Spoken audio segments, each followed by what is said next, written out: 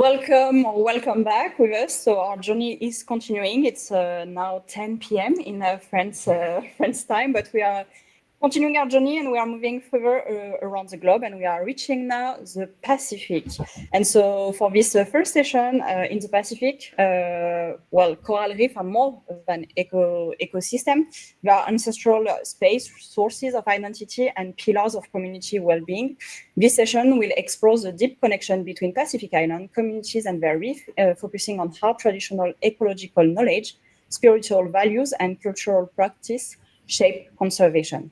In this session, we will discuss the role of respect and the sacred in coral reef management, practices such as rāhui, temporary closures, and community-based stewardship, the use of video and visual storytelling to capture both the beauty and fragility of coral ecosystems and to engage broader publics, and then the experience of researchers who created a non-for-profit association, Hawaii, to connect marine science and society. And so for this panel, we are really pleased to have 5 speakers with us. We have Marta Mutoni, which is a Marist alumni who's done a master thesis at the Rāhui Center in the French Polynesia. We have Adrienne Pouquet, a PhD in marine biology and a video maker, who's experienced in France and French Polynesia. We have also Guillaume Leport, project manager MPA at Blue Seeds, who also spent a lot of time in French Polynesia. And we're also joined by Aldine Emil and Eric Rottinger, researchers at the University de Côte d'Azur in the Ercan lab. Yes, welcome everyone. Oh, I guess we're just missing Aldine, which will join also. She's just like coming and connecting. So thanks for being with us. I think if we just to start with the conversation, we just asked like Guillaume about kind of like your experience in the region and kind of like give us a bit of background with the history and connection that you have there. Okay, hi everyone. So it's my third participation today. So as I said before in the day, I'm now I'm focusing in the Mediterranean Sea for like 7 years now, but before that, I spent 4 years in French Polynesia. So after my master's degree in 2013, I left for French Polynesia. So I was working there as an independent consultant. I was based at the CRIOP station. I think some people after me will tell you more about what the CRIOP is. So it's a research center in French Polynesia. And I did several jobs there. My focus was on economic valuation of ecosystem services provided by coral reef in French Polynesia. Mm-hmm. So basically, I was trying to highlight how the good health or bad health and degradation of coral reef was affecting the local populations and local communities in terms of impact on small-scale fisheries, in terms of coastal protection against extreme climatic events, the link with tourism. And so one part of my job, so I was just started, I was 23, and a big part of my job was to go with the tourist boat on the small island, really small part of Morea Island, and I was doing interview with the tourists and I was having fresh food with them. So it was my first job, and it was the standards were pretty high when I started the job. And then I went back to Bordeaux to the office, so it was quite weird. But yeah, that was part of my job. So working with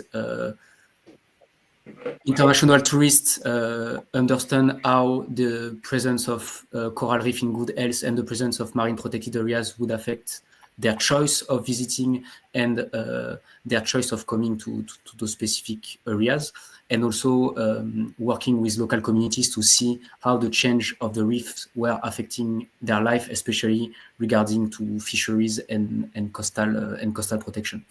And I also worked with an international NGO to implement a large marine sanctuary in the Austral archipelago in the south of French Polynesia that was called the Rāhui Nui no Tuapei. And so yeah, I spent 4 years there, and then I came back in France. Well, thanks, Guillaume, for sharing all of that. I guess we can continue with you, Marta, then explaining a little bit more what was your experience there. Perfect. So, hi, I'm Marta. Thank you for having me. I was in French Polynesia for 6 months to do my master thesis with Maris a few years ago. And my research focused on exploring how local beliefs and practices shape natural resource management. So I was on a very small, beautiful island called Hawai, and I was doing interviews with the local community to try and figure out how local beliefs and if local beliefs that are still present today, and if they have an impact in the way that natural resources are managed today. So yeah, thanks. Okay, thank you. I guess we'll move to Adrienne next, but before we do, we've got a short video to play.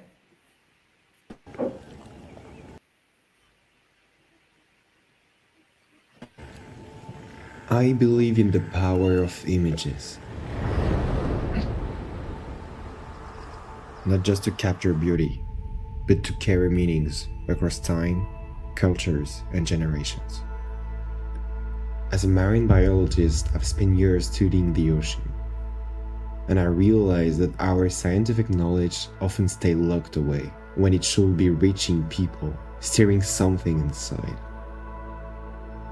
That's why I picked up a camera, to turn research into resonance, to speak not just to the mind, but to the heart, because the science is there, but the connection is broken.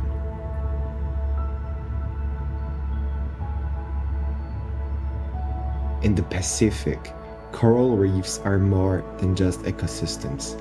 They are sacred spaces. Their protection doesn't start in a lab. It begins in the hands of those who live with them.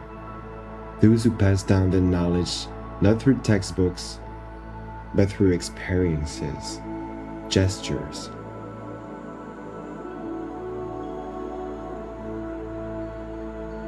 Real conservation begins with respect, with listening, and with trust. Our job as scientists, creators, and storytellers is to carry these voices further, not to speak for them, but to hold space for their truth. So yes, documenting matters, because what we don't show, we don't protect, and what we don't feel, we let fade away.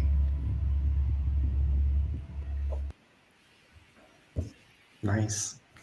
So yeah, nice. It's very nice for me to be here today. I am, as I said in this video, a marine biologist, and I have a background in. I have a PhD in coral and cnidarian physiology, ecophysiology.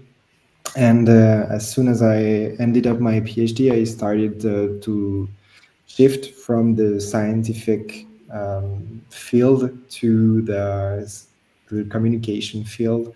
And for me, that was very a meaningful way to make the science heard. And I really felt like science needed more communication to turn the amount of data into stories that can be felt, that can be heard. I'm pretty convinced that policymakers need to feel the urgency, not just read about it. That's why now I've been doing this for 3 years now, and this adventure led me to French Polynesia, where I worked with the CRIOP, the research institute that is based in Moria.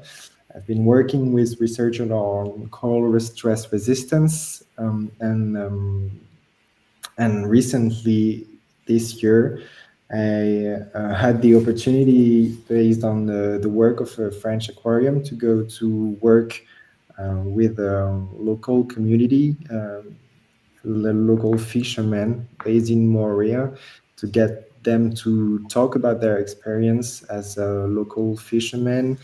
What are their lifestyle? What are their concerns? How do they view the coral reefs? What is their feelings about the future and how do they view the passing down the knowledge to the next generation. So it was very intense for me as a coral biology, talking a lot with fishermen helped me to get a new perspective, I would say, on the way they manage and they work alongside the biodiversity in this small island. And yeah, that's what I would say for now.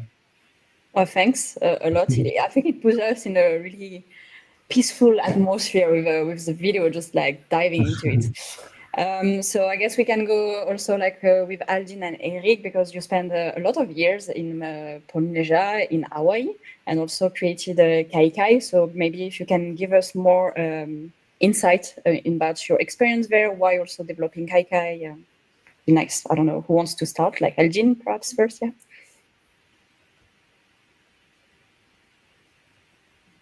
No, Okay. you're mute. Do you hear me well? Yes. Yeah. So hi everybody. So it's really nice to see all of you guys and to talk about this really wonderful topic now. So what to see? So what to say? So in French Polynesia, so I never really directly worked there, but I've been there for some mission.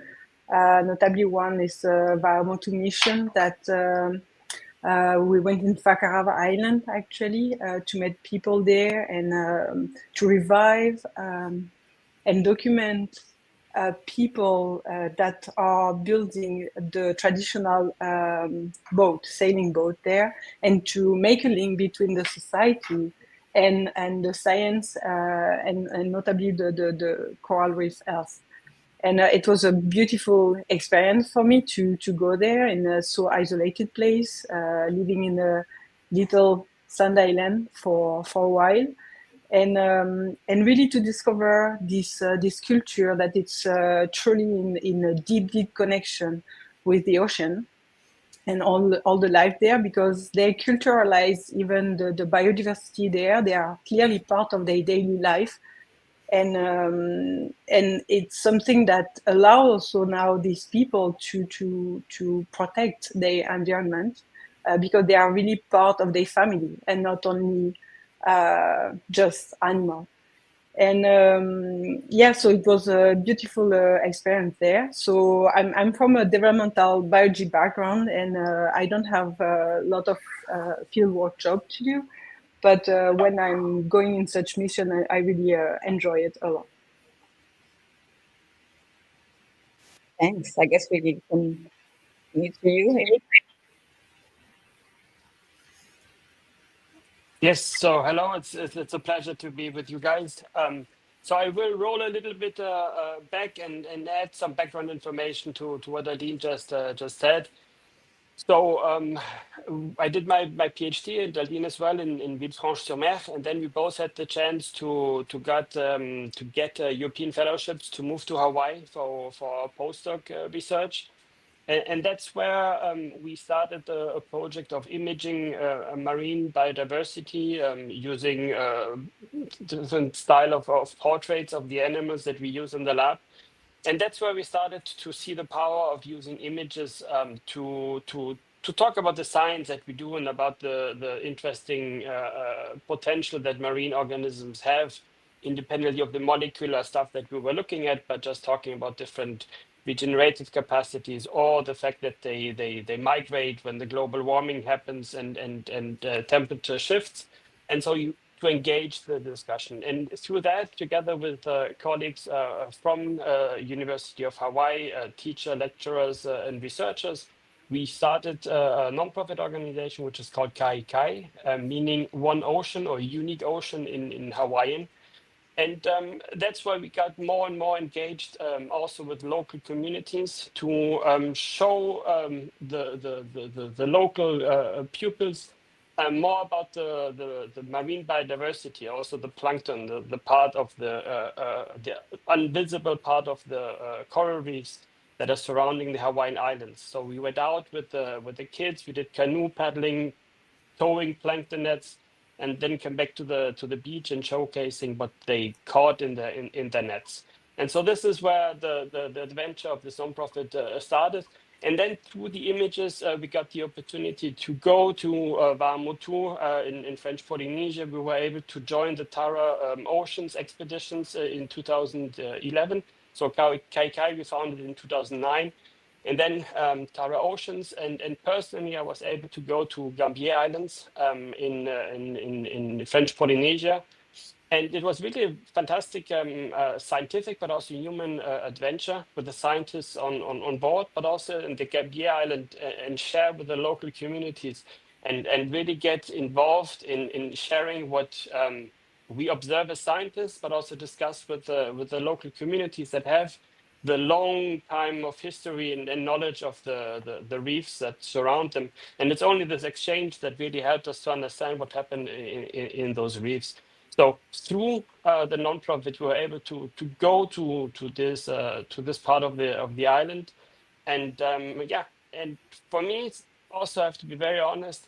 This experience on exchanging with the local community, be it in Hawaii, be it in Gambier Island, be it in Vanuatu, also brought back to me when we started the lab, and now we have some fieldwork in Indonesia. It's also how we engage it. It's not coming as a scientist going somewhere and trying to get the information and go back, but trying to get involved with the local communities. That's the most important aspect, because we from abroad, we can't change much. It's really the force and the power of the communities that can engage and do something. So this is just a brief overview of what we did with Kai and how it shapes the science that we're doing. Yeah, no, that's perfect. Thank you. Yeah, because we talk about Pacific as a general, so Hawaii and Polynesia is like both part of that. I think you all mentioned it, so it would be for everyone. Everyone can give us a little insight into that, but you talk about the local communities, of course. So I guess the main question is how do you approach this collaboration? How do you build up on this trust a little bit? Maybe Marta, if you want to start this time. Yeah. I mean, definitely with, first of all, respect and humility as a basis. I think one of my supervisor, Tamato Bambridge, the first thing he told me was, for the first 2 months, just make friends. Like that's your work. You need to make friends. You need people to trust you. You need to show that they can trust you. And so I that's what I did. I went out, started talking to people, being very honest, about what I was doing there, the work I do, where I'm from. People invited me to go to church with them. I went to church to have breakfast. Like you just try and just soak it all in. And that's, I think, the best way is to you don't want to go there as was mentioned as like an extractive. You don't want to just take things, right? It's about being a part of what you're doing from the inside. So taking the time, it takes time to build trust, as with anything, and I think that's the most important thing. So yeah. Thank you. If we go to Adrian, maybe. Yeah, I completely agree with Marta. For me as a filmmaker, that's very weird to approach some peoples and get into their daily life and say that I'm going to film what you do, how you do it. Especially in these locations where they've been abused for their knowledges for a very long time. So first, as Marta said, I didn't bring my camera on the first days, first weeks. We were just hanging out a lot. And basically, my advice would be to be the best listener you can be. Forget everything that you might know, and be like very naive and learn as a child, and listen a lot, and just be there to get into their culture, eat the food that they have been making, because even if some tastes are very hard, sometimes fishermen love to make some fermentations on fish, and this can be hard to eat.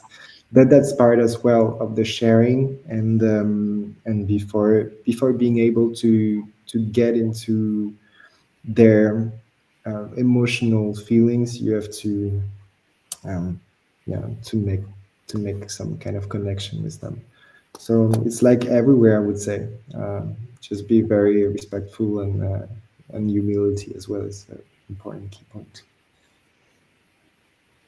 Thank you. Maybe Guillaume? Yeah.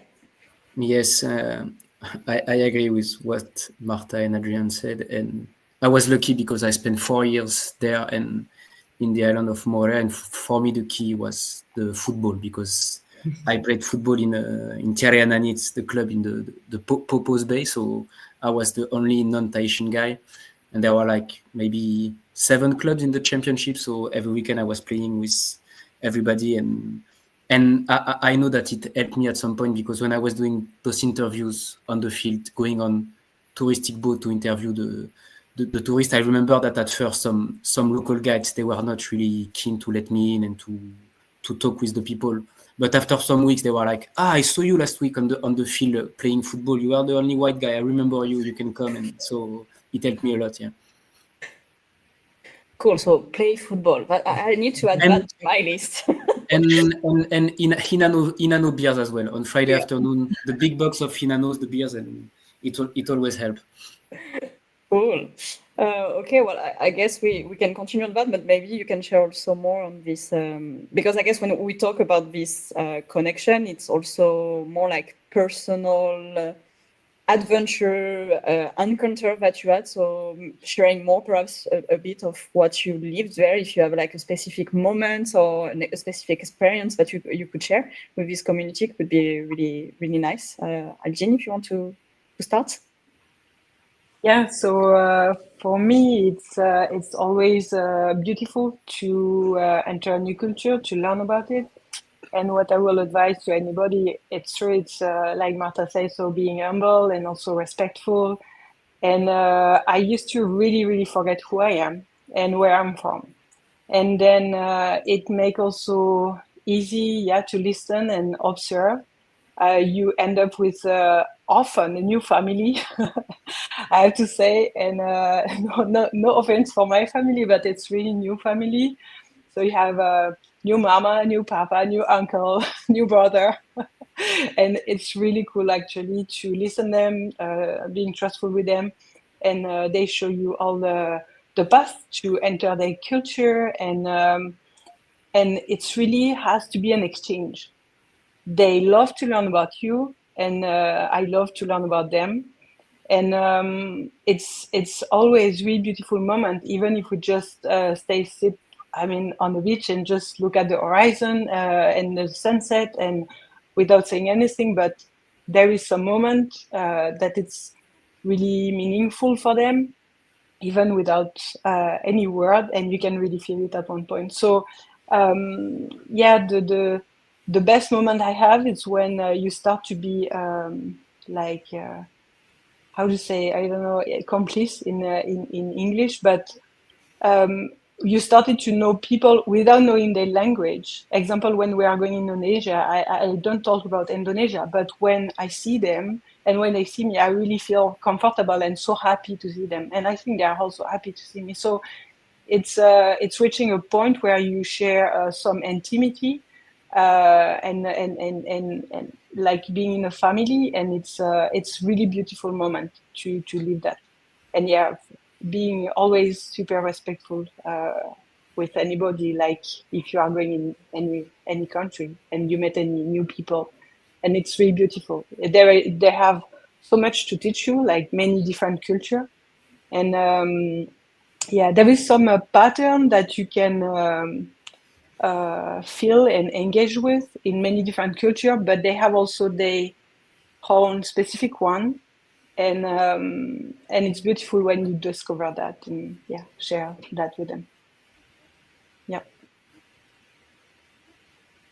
I mean, Eric, do you want to add, or I have a question? Yeah, maybe go.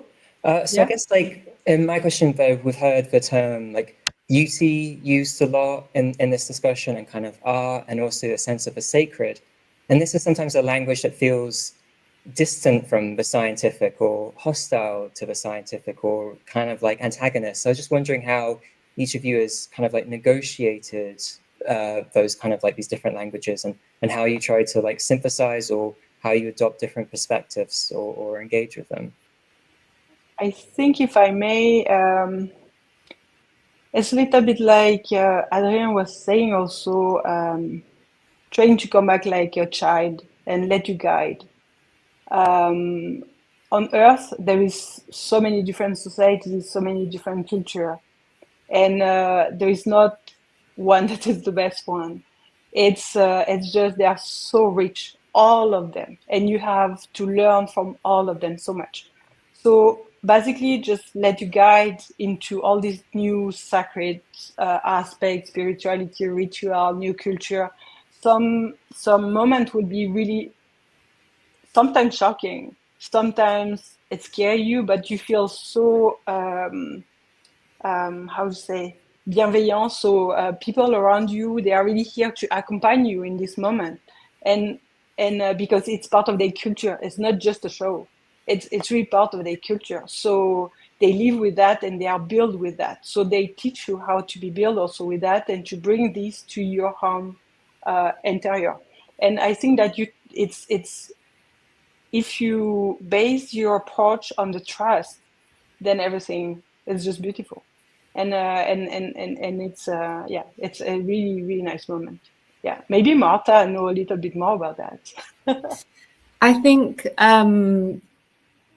this is a big topic. Just this by itself. I think as a a white Western scientist, sometimes we often talk about integrating traditional knowledge into Western science, which can be very problematic, as in why should that kind of whole field be reduced to what we see as scientific?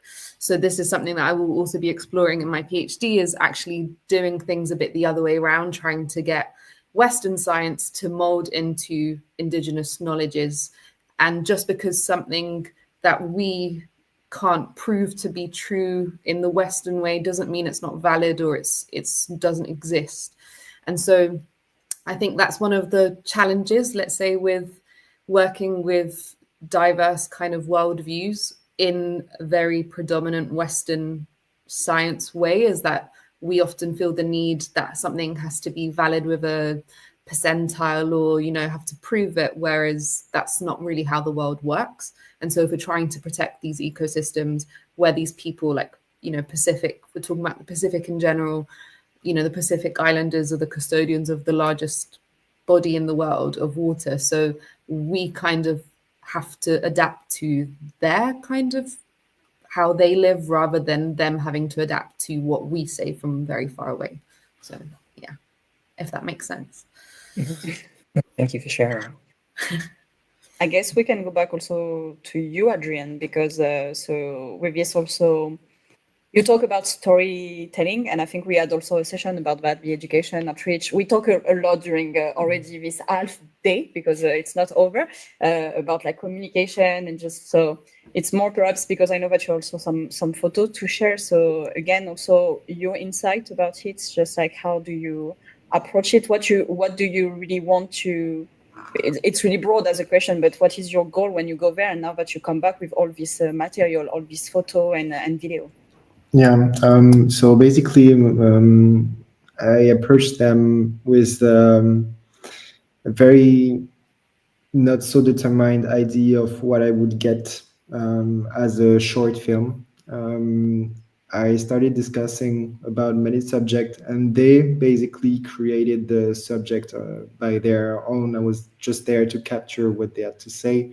You can maybe show the photos. So I met a lot of them, but there is 3 of them that I'm very pleased to see there on the screen. Irvin Oito is fisherman, local fisherman. He has been fishing in Morea for 40 years.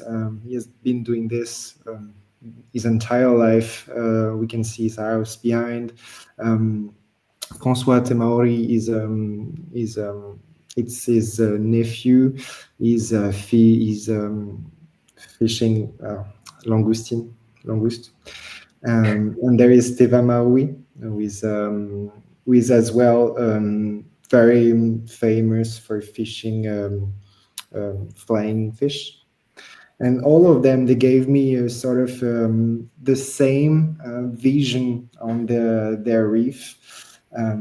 There is big changes that are happening. They felt a bit betrayed about the local management institutions, because on one side they have been asked to make a lot of effort to protect and manage the reefs through MPAs, permanent MPAs, and reducing their fishing size net, the net of the size of their fishing nets. And on the other side, Moria has been facing big construction all around. Eubin was telling me that 20 years ago, Moria was 90% of beach, and now it's 10%. So there is a very conflict about the access to the sea for them to go fishing, and construction, which is destroying the habitat and the nurseries of fish. And on the other side, there has an important part of the management of the resource. And so there is this double-sized social justice, which is a big problem for them. And they're very willing to protect their habitat. Their grandfather have been doing this before we invented MPAs. And so they're very willing to protect their reef, but it has to be including their knowledge, including their constraints, and everybody has to do part of the work. And so yeah, when they hear about buildings again and destructions of the reef, they are very mad, because they mean for them that all of their effort is for nothing. So I'm basically just listening and taking it as it is, not transforming, being very close to the message they hold. Cool, thanks. So I guess if you just we can finish a little bit, because we are already running out of time. Just so all this image, but when you bring them, it's for the general public to just have access to them, or are you willing also to go further, because you talk about this experience and this exchange that you have, and they're concerned a little bit. So do you intend also to perhaps be able to reach decision maker, and linking it also to the event that we have in Nice, and to this event also, it's just with UNOC and everything, what do you expect from that? And I guess it would be the last word also for everyone, just the main take-home message that you want to give to everyone.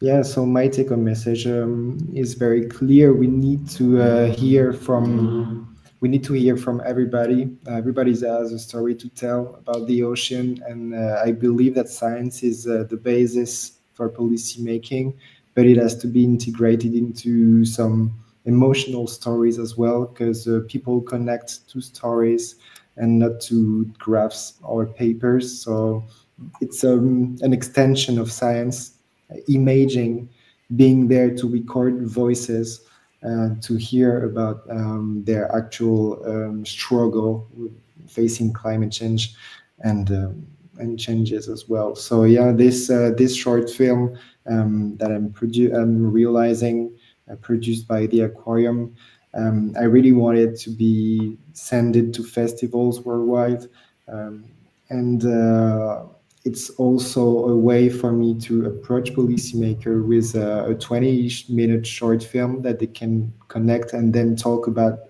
broader topics, which is local fisheries around the world. Because to finish, this has been when I've been talking to Mediterranean fishermen, and I just found out that they had the same struggles, the same constraint that Polynesian fishermen were having. So it's very a global issue. Well, thank you. I think maybe if we go to Guillaume, what your takeaway, 30 seconds takeaway. Straight to the goal. Yes. Well, I left French Polynesia a long time ago, but my takeaway message, especially for UNOC, would be that it's I think that's what everybody said, but it will also be very important to have local people to talk about their knowledge and how do they see things and what they feel, because of course, I guess it was complicated to have Polynesian people around the table today, but I mean, an event like UNOC, it's also important when we talk about some specific region to have actual people from this region, because they definitely don't have the same insight and the same vision as we have. Thanks. Marta? I think everyone's summing it up wonderfully. I think for me, we often approach coral reefs in general about ecological and economic value, but in places like Polynesia, identity and place are inseparable. So if we change our narrative into like what they are and how we protect them and what we're protecting, that will give us a bigger picture into it. So yeah, thanks. Thank you. Maybe Eric? Yeah. Sure. I think most of the interesting stuff has already been done. I think it's really important to coming from the scientific background is to exchange for the science, but not only for the science, but also for the communities. And it's really the strong exchange that allows us as scientists to better understand what we really do, why we do it. And it also can provide important information for the communities to then go to the policymakers to try to include this cultural community knowledge and scientific knowledge into the decision making. And I think it's only this way that it can work. I think it should be more bottom up rather than top down that drives the protection and how we see those marine protected areas in Polynesia. But I think it's the different parts of the Pacific are so diverse and rich. And I think that's exactly the aspect that needs to be taken into account. How can you adapt protection measurements based on the local communities and local beliefs and local cultures? And perhaps Aldine, the unenviable task of being the Okay, last so speaker. thank you. Yeah, so Matt, okay, it's all of a really nice message, but what I really deeply hope for the UNOC is also that the policymaker forget the ego, and then they forget the ego and they communicate meanings in both direction, and they listen people that are directly right now targeted years by global warming, and it's happening not now, it happened already years ago. And I think that they really need to listen to find all together a measure and solution. And it's not just short term, it's short term plus long term solution. And but I hope they will forget the ego and try to think all together. Yeah. Cool. Well, thank you. I think we went a little bit over time, but it's so interesting. And thank you for all sharing your thoughts. Anyway, you stay live with us. We are just like in 20 minutes starting the next panel. So we're staying in the Pacific Reef. We're part of this panel already, but maybe going more into to expedition and also like corals directly. But yeah, Guillaume, you're free to go to sleep, I guess, at that moment. I'm an old guy. I sleep at 11 max on Friday night. Yeah. No more parties for me. But okay, thanks again, guys. And yeah, we just see each other in 20 minutes for some of you. Thank you very much. Bye.